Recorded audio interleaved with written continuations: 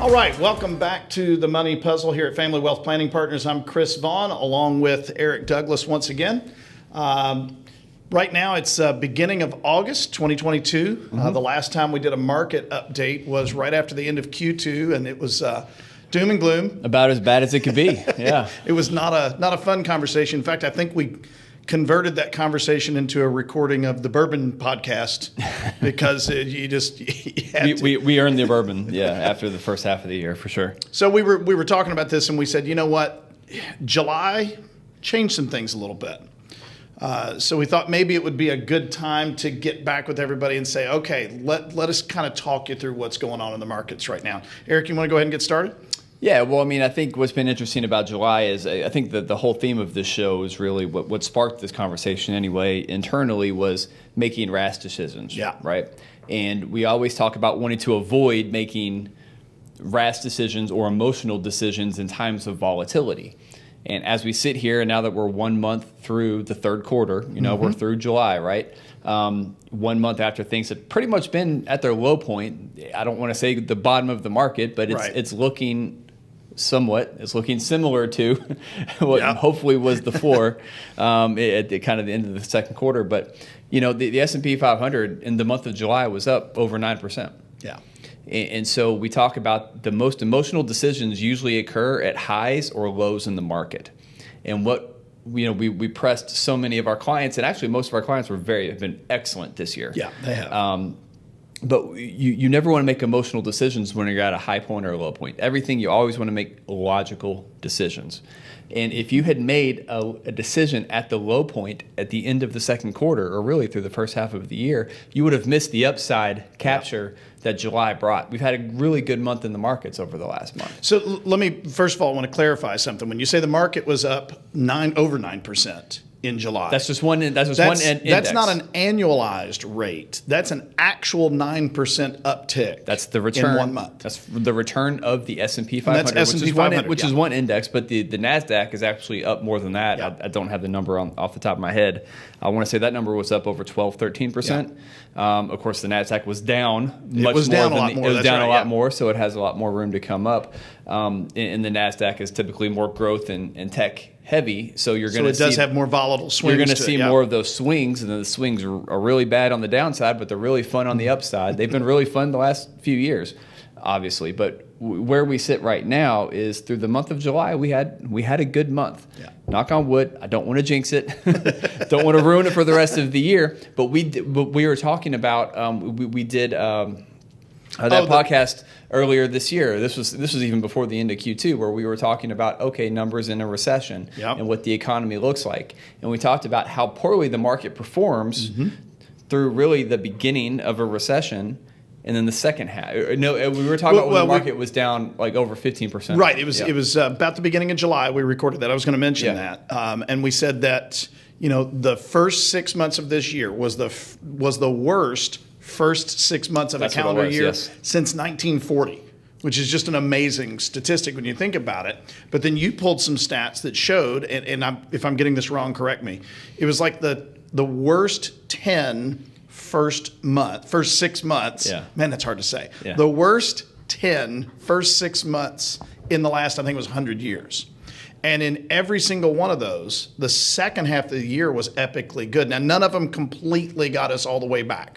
Right, but we recovered most of it. Right, demonstrably better than the first half of the year. I think there was only one instance where it was still positive, but it wasn't like it was negligible how much of an effect. It was basically flat. But for the most part, you saw a recovery through the second half of the year when you had epically bad first halves of the year. We had an epically bad first half of the year, absolutely. And I'm not saying by any means, and we'll get into some other things to look at right now through the rest of the year, because there's definitely still issues and concerns that I have. I still don't fully trust this market and this economy. That's another story, and we'll talk about that shortly. But there are some reasons to be somewhat positive about what's happening right now. And you have to find good. I mean, everyone wants to focus on the bad. That's where all the headlines are. But there is good happening right now. We've done podcasts about that, too. Exactly, about the negative headlines. Yep. Yeah, absolutely. There's always negative headlines. If it bleeds, it leads. It's no different in the financial news media than it is on your local news, We need to look at some of the good stats, though, some of the good things. And you've got some inflation numbers. We'll talk about that. But I was just digesting some data this morning. Have you looked at shipping rates lately? No, I have not. So supply chain, that's been a huge issue over the last year, even before really we started getting into record high inflation. It's always been an issue through this COVID, through the last couple of years. Shipping rates are way, way down right now. Really? So if you're shipping goods overseas, it's a lot cheaper right now to ship goods than it was 6 months ago, than it was a year ago. We're back down to basically what the levels were pre-pandemic, which is fantastic news for supply chain issues. Which is interesting in the wake of the inflation in energy costs, specifically fuel. Yep. Well, fuel jumped way up. Yep. That's come back down. So if you've looked at your gas prices over the last month, we talked about the bump in the stock market. Well, guess what's that coincided with? Yep. It's coincided with a drop in energy, namely gasoline, of course. Yep. So we're getting some well-needed, much-needed relief at the gas pump over the last 30 days. Right. Once Still again, not good. knock on wood. I'm gonna do a lot of knocking on wood today, but because I don't want to jinx any of this, right? But we're paying less at the gas pump. Yep. So when energy prices start coming down, you're seeing shipping rates coming down. That's a really good combination for making sure that the supply chain is back up and running, and inventory issues aren't a concern for most retailers. Retail sales GDP growth was negative in the first 2 quarters, and we talked about how that's obviously one of the biggest indicators of a recession. Does not automatically mean we're in a recession. We did an episode about that as well. We did a podcast on that too, yeah. So commonly, we're the most common definition of a recession, we are there. And that is 2 consecutive quarters of negative GDP growth. That's the most widely accepted definition, but as you pointed out, there is no exact definition. Yeah. It's just not there. And when you look at some of the other indicators that they use to determine what a recession or when we are actually in a recession, those other indicators are still positive. That might change over the next year. So, once again. And something I want to point out, the whole word recession, that one's been flying around for 6-9 months now. And it's doom and gloom, and it's, oh my gosh, the world is coming to an end. It's Chicken Little with the sky falling. Recession in of itself is not necessarily a bad thing. To me, it means, okay, we finally got that one off the table. Now we can get back to work and put this thing back together. Now we can recover. Exactly. Now we can recover instead of constantly going, oh, we don't want to make this one little mistake that'll trigger a recession. No, we're there. Now let's get back to work. Yeah. Let's fix it. And we always look, and we talked about this. This is a stat I saw recently, but you talk about, 68% of the time when a recession is announced, we're already recovering from the recession. You're already out of it by the time the news is coming out. Which basically means the stock market is the number one indicator or leading indicator of what the economy is going to, what's going to happen with the economy. Well, we had a really good month in the month of July. We're seeing some other leading indicators. So stock market's the ultimate leading indicator. Sure. But, we're seeing other leading indicators. Like I said, some of the ones I just mentioned. But inflation is obviously the big one. Oh, yeah. And you've got a whole I've got sheet some in front of you with some stats great on inflation numbers, yeah. Okay, so when we were talking about inflation, we were talking about how bad it was. The last number that we had was the June number that came out. So it's about a month old now. Yeah. That was 9.1% inflation since June of last year. Year over year. Mm-hmm. Doom and gloom. Okay. But, I pulled some stats that go all the way back to 1961. So year by year, decade by decade. I've even got 20, 30, and 40-year periods here as they apply to see what inflation is typically like. So, for example, when you think back to the 1970s, that's the one that I've heard a lot on the news recently, and this is the worst since the 70s. Okay. 1973, 7.4%. 1974, 11.9%. Remember, you had an energy crisis back then, too. Right? That's the first time, if I remember correctly, when people were going into gas lines. Oh, yeah. Just to get gas. I was 3. I don't remember it that well, at all. I was non-existent. Yeah, but the year after that, 75, 7.9, then 5.5, then 6.6, 8.3. So you're getting back into those numbers that right now feel brutal. But check this one out. 1979, 12.2. Mm-hmm. Compared to where we are now, 12.2 sounds like a true nightmare. Oh, by the way, the next year, 12.6 in 1980. 1981, 11.0. So you've got three years there in a row that are considerably worse. If you think about it, to me, 12%, That's a full third worse than 9%, right? That's a true, nightmare scenario. But why were those there? Okay, in my opinion, and I know Eric and I totally agree on this one, that was just bad economic policy. A lot of things happened that were not necessarily somebody's fault, bad economic policy, and it causes that. So what did you do immediately after that, right? Go into the 1980s. 1982, 5%. 83, 2.9, 4.3, 3.1, 1.8 in 1986. What did you have going on during that time? Good fiscal economic policy. Mm-hmm. So you can't separate what's going on now from the politics. We want to, but you can't. But you look at this and it goes on, you made a great point when we were talking about this earlier. Those numbers are all still higher than what we feel like is normal. So let's look at just like the last 10 years, right? Since 2009, negative 1.3. You actually had deflation that year. That's the only year in the last 60. And why did we have that in 2009? Yeah. 08, 09, we had the Great Recession. Exactly. Then, right? So 2010, and I'm just going to go in order starting in 2010. 1.1, 3.9, a little bit higher that year. 2.0, 1.2, 1.7. 2015 was 0. It was flat. Mm-hmm. 1.5, 2.2, 2.5, and the numbers I've got end in 2018.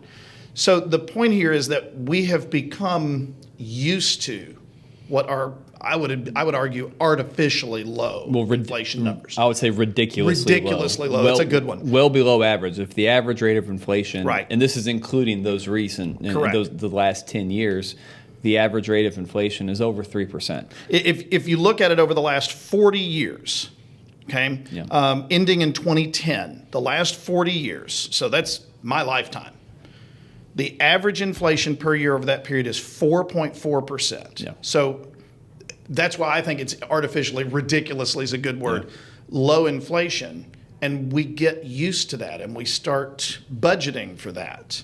And that's not, that when the inflation does catch up, which it has done, that's when there's some serious pain, and that goes back into the market issues, right? Well, life is all about expectations. Yep. So if we set a new standard of expectation over the last decade, or I say the last decade, it's more than that, since 2009, if we set an expectation that we're not ever going to have inflation higher than 2%, yeah, when you start getting into 8-9%, obviously it's going to feel like a shock. A couple obvious things to consider, and we've talked about this before. We were due. Yes, we were. We needed some inflation. Yeah. We were due for inflation. It's a horrible thing to say, but it's true. You hate to say it, but we talk about it with recessions. Sometimes you need a recession to, reset. You need to reset. You need to separate the wheat from the chaff. We're doing the same thing here with inflation to some degree. It's a natural part of the economic cycle. What's not natural is inflation rates that we've had over the last decade or the last 12 years, really. So we needed some inflation. We're just getting it all at once. I'm not saying that's healthy either. Right. And a lot of the inflation that we're getting now, once again, going back to your point in the late 70s, it's bad economic policy. Right. You try not to get too political. Unfortunately, there's no way around it. Politics is entwined in literally every aspect of our lives now at this point, most especially with the market, because when you see it all the time. The president goes on TV to speak, and the market goes up or down based on what they say. The Federal Reserve Chairman goes on TV to speak. It goes up. There have been numerous times, if you were to come hang out in our office. In my office, I've got a TV, and I keep the business news running, and Chairman Powell will be on talking about whatever they're going to do with the interest rates. And the longer he talks, we'll see the tickers in the bottom. Yeah. Eric will come in and watch it in my office, and we're yelling at the TV, shut up, because the longer he talks, the worse it gets. Politics are involved in everything. Mm-hmm. There's just no way around it. And in this particular case, with both the markets and with the inflation rates, you had a catalyst. We were overdue. But you had a catalyst in COVID and all the lockdowns and everything. And there are repercussions to those decisions that were made, and we're paying for that now. We're paying for that in money supply issues, which is why we've got such high inflation. Although I think you and I agree, we probably have peaked out on the inflation rate. Now, that doesn't mean it's going to suddenly drop down to 3 tomorrow. That's not going to happen. We're evening out a little bit. Yeah, and we're seeing, once again, so some of the indicators that I just mentioned before. So you're talking about, shipping rates coming down, energy prices coming down, other commodity prices fallen through the floor. I mean, like aluminum, copper, iron, things like that, right? It's not just energy. That's the one everyone focuses on, but we use a lot of different things to make a lot of different products out there. So all those other different commodity prices have come down really over the last month. So that's another leading indicator. Yep. So there are signs out there that suggest we're also seeing record high inventories. Retail spending has gone down. We've had negative GDP growth, right. So people have slowed down their spending. Which means the inventories get stocked up. So you're getting higher inventories. Yeah. Okay, well, what happens when companies have higher inventories? Well, they need to get rid of that inventory. Right. They run sales. How do you get exactly right? How do you get rid of that inventory? The easiest way to get rid of that inventory is to lower prices. When you have an excess amount of supply, the only way to increase demand is to lower the cost of that supply. It's all basic economics. It's amazing how much of it all comes back to just basic supply and demand. This is everything comes back to that same Economics 101. Exactly. First day in that class, this is what you learn. You try not to make it any more complicated than that, but that's where we are now. And you and I have talked about this, and obviously with our other partners as well. We still don't really trust. Yeah, I'm not totally there. I'm not ready to say we're in a recovery. Right. It feels like it, but I'm with you. It's been a good month. I'm going to take what the month has given us, and we'll be happy about it. We're still not totally comfortable for a few different reasons. I think one of the biggest reasons is the Fed is still out there raising rates. Yep. They've already announced another rate hike for August, and I think September as well. So we've got at least 2 more coming. So that's the plan anyway. Yeah. That's the plan. Now, if that plan changes at all, we could see some serious volatility one way or the other. If they decide to raise rates even more than that, that's not going to be good. If they raise rates less than that, that's going to be a really healthy sign, because the reason they're raising rates so aggressively is to keep inflation in check. Right, to slow it down. So it'll be interesting in August what the numbers come out for inflation for the month of July, what those inflation numbers look like. Because if we see a peaking of inflation in the month of June, at that 9.1% number, if we see it come down even to like 8.9, 8.10%, that's big. That's a really good indicator. So if we can see signs of a peak in inflation, and maybe the Fed decides to be a little bit less aggressive on raising rates, we could be looking at a pretty good fourth quarter, which would be fantastic, and which all circles back to the original point that we were making. That's why you don't make rash decisions at market highs or market lows, because now we're in a position where we're looking at a recovery, and you want to make sure at the end of the day that you're enjoying. You can't take advantage of the recovery if you weren't there when it started. You want to participate. Not full advantage anyway. If you take your money out, you're not going to participate in the recovery. You know, what I tell people when I've had discussions, clients have said, so what should we be doing in this, in this scenario? And the way that I always look at it is, in order to take best advantage of your investments, you have to be intelligent about your decisions. What you don't want to do is be emotional. And when you get these wild swings in the market, it's an emotional decision. You've got to throw that one out. Why, last week we had a $1.2 billion Mega Millions thing. Why do people go out and buy tickets for that? Because it's emotional.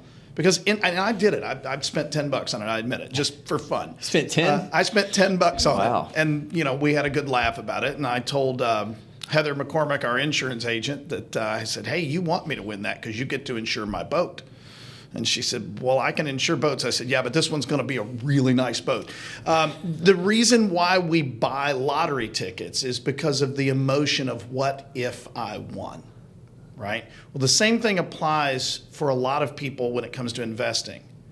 The market is spiking through the roof. Oh, I need to go out and buy, right? Because it's an emotional decision. Oh, the market is falling in the floor. The volatility is horrible. I can't stand it. I got to get out. That's an emotional decision. If you are invested correctly in the first place, these things are coming.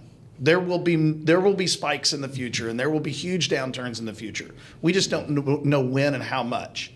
If you're positioned correctly, you should be able to take advantage of that at the right time. Well, here's the analogy. We probably should have led with this, because now that we start talking about lottery winners, right. I mean, the analogy is, when's the best time to play the lottery? when it's not $1 billion. Yes, absolutely. Because your opportunities or your chances of winning are not one in what was the number I think it's like 1 in 302 million or something. It was 1 in 302 million was your chance of winning that Mega Millions jackpot that the guy in Illinois won last week. Poor guy, by the way. Did you see how much in taxes he had to pay? It was $1.2 billion. What was it? He's only taken home $443 million. Like, why even play? You're going to give 60% of your income, 60% of that pot to did the he government. Take the lump sum? Is that what it was? Yeah. Yeah. Okay. Poor guy's left with only $440 million, but I hate it when that happens. It's ridiculous. You have to pay that much in taxes, right? But the point is, though, you're actually more likely to succeed playing the lottery if you play when it's only $100 million versus $1.2 billion. But nobody knows who you are, and you can hide from it a little bit easier, right? But you're going to have fewer people playing, right? But so anyway, same thing. It's the same thing with the market. The best time to participate is when fewer people are playing. Yeah. When there's a sale, go buy assets on sale. Right. And if you bought at the market bottom, which we're kind of hoping it was, kind of at the end of the second quarter, stocks were on sale.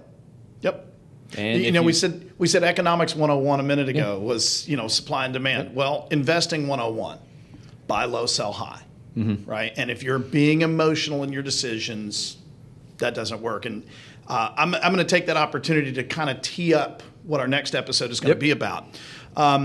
We mentioned a minute ago that if your investments are positioned correctly, you're going to take advantage of both the ups and the downs, right? You're not going to feel that pain. Well, how do you determine how to position those investments correctly? Well, in our not very humble opinion on this one, you need to have a good financial plan.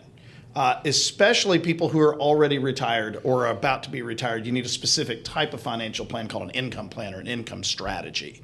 And that's what we're going to do on our next podcast is talk about some of the different types of income strategies. There's no one right answer for everybody.